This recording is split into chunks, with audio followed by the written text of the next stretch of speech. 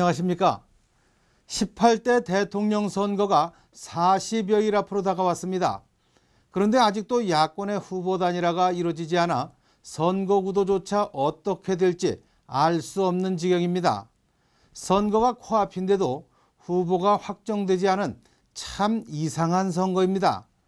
이러다 보니 이번 대선은 지금까지 다른 대선과는 달리 선거 막판까지 후보들 간의 신경전과 기싸움, 수싸움이 선거판을 뒤덮고 있습니다.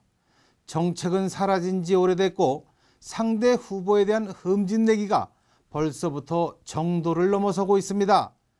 이러다가는 또다시 정치판이 국민들로부터 외면받는 일을 자명합니다. 각 후보 측은 민심을 얻기 위해 정치 쇄신을 기회 있을 때마다 외치며 각종 정책 제안을 잇따라 내놓고 있습니다. 하지만 선거판이 이 지경에 이르고 정치판이 근본적으로 바뀌지 않는다면 국민들은 선거에 대한 관심에서 멀어져 갈 것입니다. 한마디로 이번 대선은 국민들의 관심을 끌어들이는 데 실패하고 있습니다. 여야 모두의 책임입니다. 국민들이 가려운 곳을 시원하게 긁어주겠다고 각 후보들은 저마다 말로만 장밋빛 청사진을 제시할 뿐 국민들이 후보를 비교하고 판단할 자리를 만들지 않고 있습니다. 후보들의 진면목을 가장 쉽고 효과적으로 파악할 수 있는 것이 후보자 토론입니다.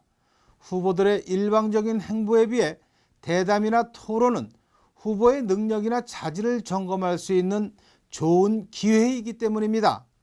후보들의 TV 토론을 보면서 국민들은 후보자의 철학과 정책 그리고 비전을 비교할 수 있습니다.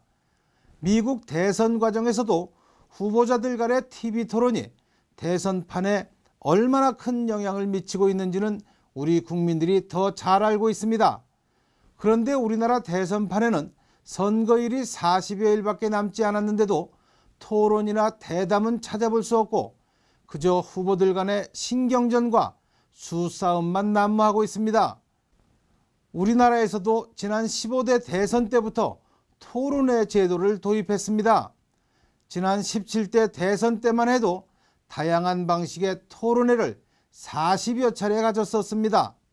그런데 이번 대선에서는 아직까지 단 한 차례도 후보자 간 토론이나 대담이 이루어지지 않고 있습니다.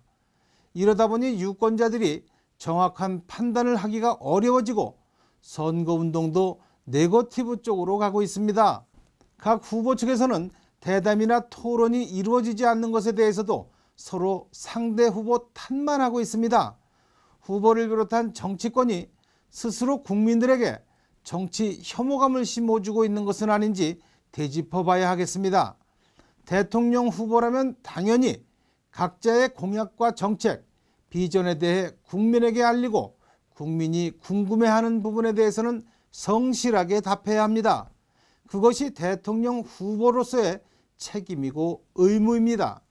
그리고 덧붙여 각 지역별 현안과 지역 비전에 대한 물음에도 후보들은 응답해야 합니다. 그곳에 국민이 있고 표가 있다는 사실을 꼭 기억해야 할 것입니다. 이번 대선은 국민은 없고 정치인의 입만 있는 아주 이상한 대선판입니다. 3분 논평이었습니다. 고맙습니다.